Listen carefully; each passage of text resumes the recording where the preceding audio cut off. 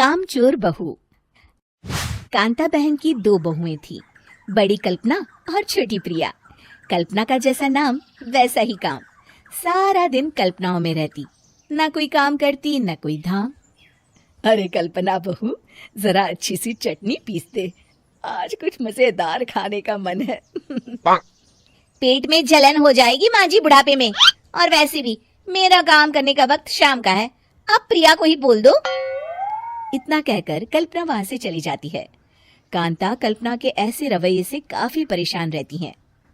मैं बना देती हूँ माँ चटनी, ऐसा बोलकर प्रिया माँ को चटनी बनाकर प्लेट में खाने को देती है कि तभी वहाँ कल्पना आ जाती है। अरे वाह चटनी, जरा चक्कर तो देखूं, बड़े दिन हो गए। अरे नहीं बहू, तू तो रहने ही दे चटनी खाना, पेट में जलन हो जाएगी। इतना कहकर कांता और प्रिया दोनों हंसने लगते हैं। कल्पना सारा दिन या तो मोबाइल में यूट्यूब देखती या फिर सोती रहती। उसका कमरा भी बिखरा और गंदा रहता। एक दिन कल्पना का पति अशोक उससे कहता है, अरे कल्पना, जानवर भी उस जगह को साफ कर लेता है जहाँ वो बैठता है, तुम तो इंसान हो, कैसे इतने गंदे कमरे में रह लेती हो? देखो सारा सामान यहाँ वहाँ बिखरा पड़ा है। ज्यादा अपनी माँ का बोल ना बोलो। हाँ, कमरा तुम्हारा भी तो है, गंदा लग रहा है तो साफ कर लो। पता नहीं तुम्हारे साथ मैं कैसे जिंदगी बिताऊंगा। इतना कहकर अशोक वहां से चला जाता है। कल्पना बस खाना खाने कमरे से बाहर आती और फिर से कमरे में चली जाती। इससे कांता बहन काफी परेशान रहती। एक दिन प्रिया कांता से कहती है, माँ, मैं सारा दिन काम करके थक जाती हूँ, आप कल्पना दीदी से कहिए ना कि सुबह और शाम का काम बांट ले। मैं तो अब सिर्फ एक वक्त का ही काम करूंगी। हाँ। अरे तू वो भी ना करना, एक बहू तो कामचोर थी ही, दूसरी भी आ गई काम ना करने के बहाने लेकर। तभी वहाँ प्रिया का पति रमेश आ जाता है। माँ, मैं देख रहा हूँ भाभी कोई काम नहीं करती, प्रिया सारा दिन घर और रसोई का काम करती है, अब कुछ करो ना माँ। कांता मन में कुछ सोचती है और कल्पना के पास जाती है। कल्पना फोन पर मेकअप करना देख रही होती है। कल्पना, तुम सारा दिन बस मोबाइल देखती हो, घर का कोई काम भी कर लिया करो। प्रिया सारा दिन काम करके थक जाती है। आज से मैंने फैसला किया है, एक वक्त का काम तुम करोगी, सुबह का खाना तुम बनाओगी और रात का प्रिया। आप लोगों ने काम को हवा बना रखा है। अरे पता नहीं थोड़ा सा ज्यादा काम करने में आप लोग घबरा क्यों जाते हैं। और हाँ, बहुत ज्यादा प्रिया की तारीफ मत करिए मेरे सामने, बड़ी बहू तो मैं ही रहूंगी। मैं कुछ नहीं जानती, कल सुबह मुझे वक्त से खाना चाहिए, रसोई में आ जाना, वरना कल से तुझे खाना नहीं मिलेगा। अगली सुबह कल्पना रसोई में नहीं आती है।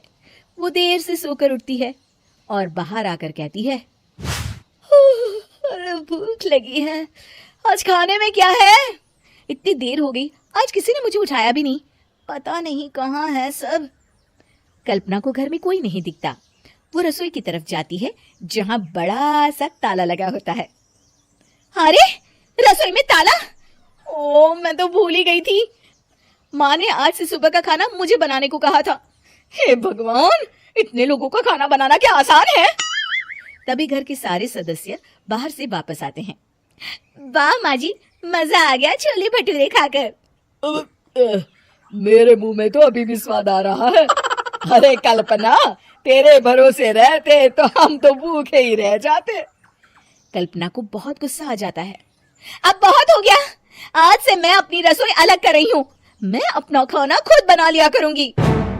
कल्पना अपनी रसोई अलग कर लेती है, पर आए दिन उसका देर से उठना और काम न करने की आदत से वो भूखी ही रह जाती थी। उसी के सामने घर के लोग अच्छे अच्छे पकवान खाते और कामचोर कल्पना को जैसे तैसे ही खाना बनाकर खाना पड़ता। पर एक दिन तो हद ही हो गई।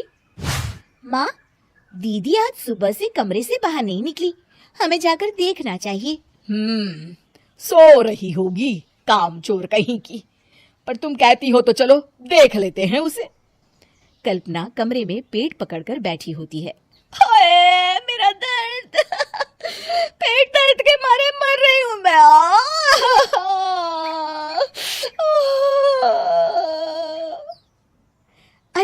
क्या हुआ? पेट में दर्द क्यों हो रहा है? डॉक्टर को दिखाया आपने? माँ, कल्पना खड़ी होती है और माँ जी के पास आती है। मुझे माफ कर दीजिए। अब से मैं सारे काम में मदद करूंगी, कभी आलस और काम चोरी नहीं करूंगी। हाँ हाँ, वो तो ठीक है, लेकिन अचानक क्या हो गया जो तू काम करने को तैयार हो गई?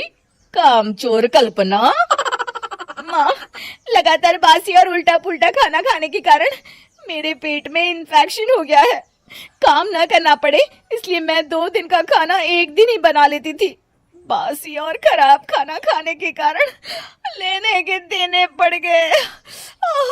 पेट में दर्द हो रहा है।